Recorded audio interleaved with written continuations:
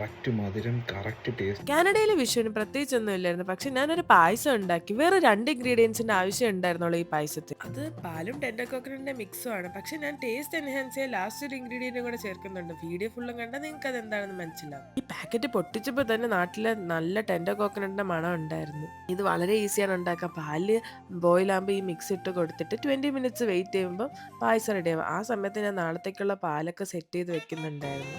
Then പായസം നന്നായിട്ട് അടി പിടിക്കാതെ ബോയിൽ ചെയ്തെടുത്ത് ഞാൻ ഇടയ്ക്ക് ടേസ്റ്റ് ഒക്കെ ചെയ്ത് നോക്കി. മധുരമൊക്കെ കറക്റ്റ് ആയിരുന്നു. പിന്നെ ഞാൻ കാഷ്നട്ട് ആഡ് ചെയ്തിട്ട് വീണ്ടും ബോയിൽ ചെയ്യാൻ വെച്ചു. എനിക്ക് ടെൻഡർ കോക്കനട്ട് പായസം പണ്ടേ ഇഷ്ടമായിരുന്നു. ഞാൻ പാരഗണിൽ പോകുമ്പോൾ എപ്പോഴും ഇത് കുടിക്കുന്നത്. അങ്ങനെ 20 മിനിറ്റ്സ് നമ്മളെ പായസം വെച്ചിട്ട് ഞാൻ ഒരാളോട് ഫ്രിഡ്ജിലെടുത്ത് വെക്കാൻ പറ്റും. അപ്പോൾ രാത്രി കണ്ടതായിരുന്നു. ആയതുകൊണ്ടാണ് എൻ്റെ അടുത്ത് പറഞ്ഞ് ഫ്രിഡ്ജിൽ വെച്ചേക്കണേ.